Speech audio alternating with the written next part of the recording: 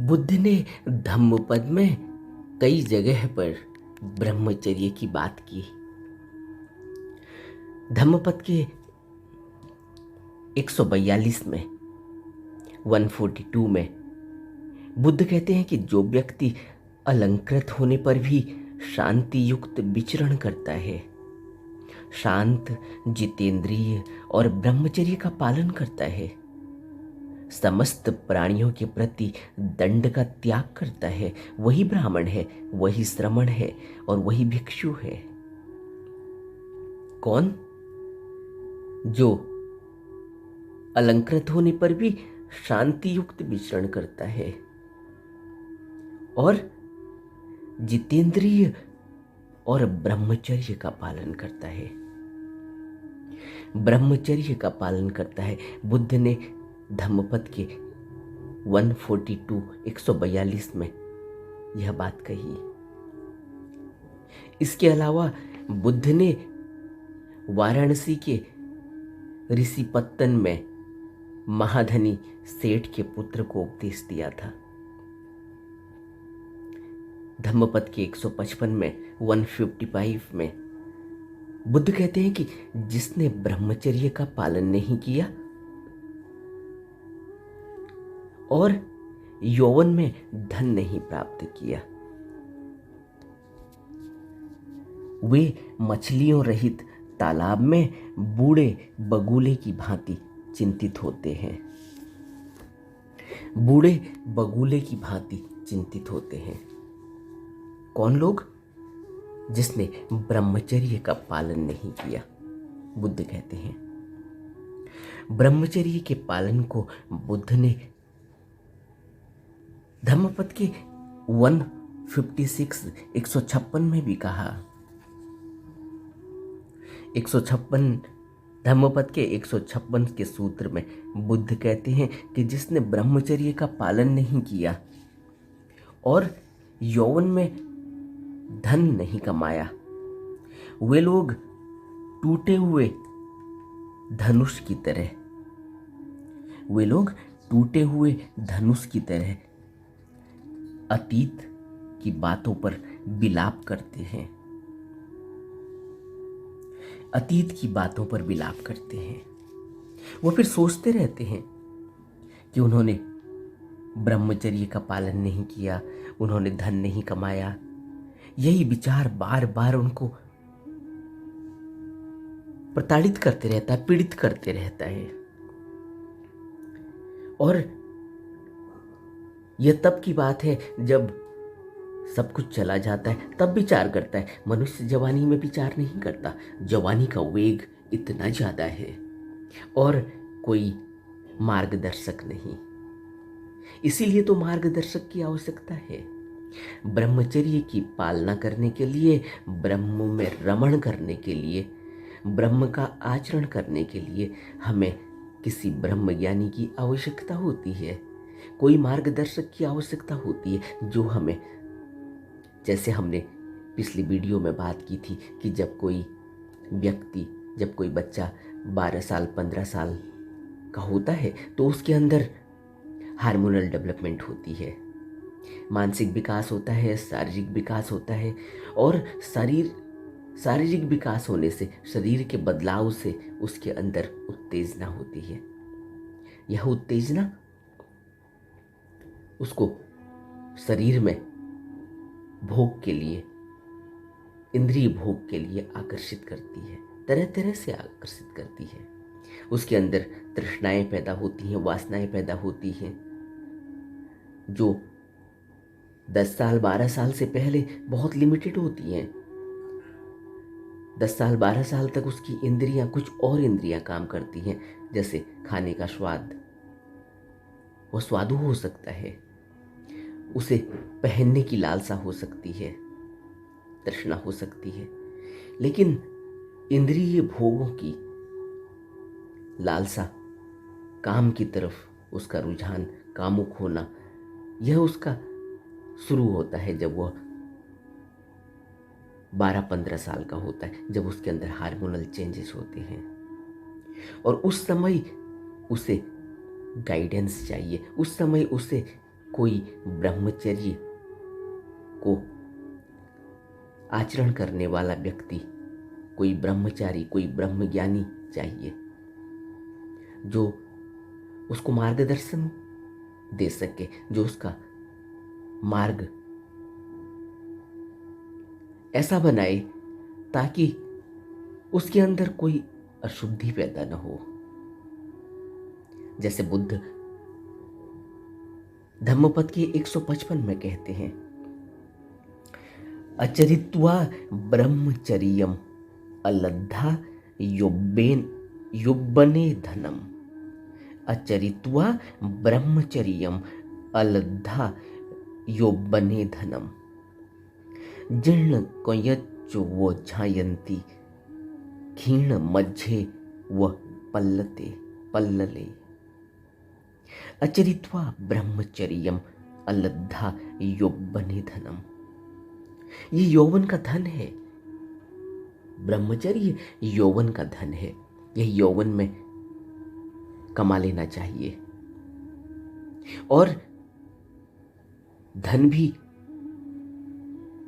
बुढ़ापे से पहले पहले कमा लेना चाहिए, नहीं तो व्यक्ति फिर सिर्फ पछतावा करता है। ब्रह्मचर्य या धन के बिना बुढ़ापे में चिंता रहती है, क्योंकि ब्रह्मचर्य का पालन नहीं किया हो अगर तो बुढ़ापे में कई प्रकार के रोग घेर लेते हैं। वाराणसी में महाधनी सेठ का एक पुत्र था। उसने पढ़ाई लिखाई की नहीं, धन दौलत की कोई कमी थी नहीं। वो बड़ा हुआ तो महाधनी सेठ ने उसकी शादी कर दी और जिस तरह से वह पुत्र था वैसे ही उसको शादी के बाद उसको युवती भी मिल गई। वह भी पढ़ी लिखी नहीं थी, दोनों ही अनपढ़ थे, दोनों ही गृहस्थ बन गए, उनकी जोड़ी बन गई। समय आया, दोनों के माता पिता मर गए, दोनों मातृ पितृ विहीन हो गए और विरासत में जो भी धन उनके पास था उन्होंने अपने अपने माता पिताओं से जो भी उनको मिला, वो कहते हैं कि 80-80 करोड़ मुद्राएं थी। जब उनका हिसाब लगाया गया, जब उनको बांटा गया तो 80-80 करोड़ मुद्राएं दोनों को अपने माँ बाप से मिली थी और दोनों यह नहीं जानते थे कि इस धन का किस प्रकार से सदुपयोग किया जाए, क्योंकि दोनों अनपढ़ थे, पढ़े लिखे थे नहीं, दिमाग खुला नहीं था, तर्क जगा नहीं था, विद्या ली नहीं थी, तो खूब आनंद करने लगे, आमोद प्रमोद में रहने लगे। धन का क्या मोल होता है, धन की क्या महत्ता होती है उनको नहीं पता, इसलिए वो खर्च करते, खूब उड़ाते और कमाई कोई है नहीं तो एक न एक दिन तो धन को खर्च होना ही था, धन खत्म होना ही था और वैसा ही हुआ उनके साथ भी।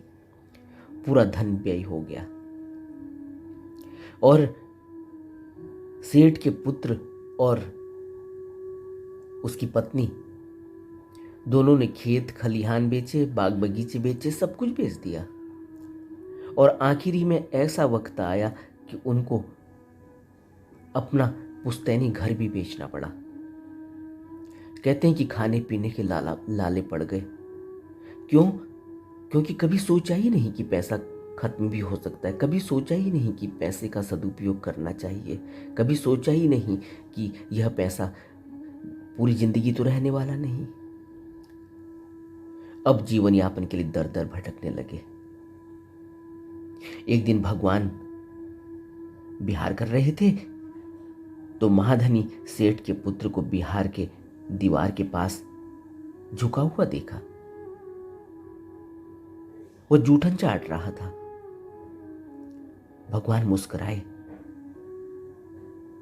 आनंद ने कारण जानना चाहा। आनंद साथ में ही था तो भगवान ने कहा, आनंद, इस महाधनी सेठ के पुत्र को देखो, इसने व्यर्थ ही जिंदगी गंवा दी।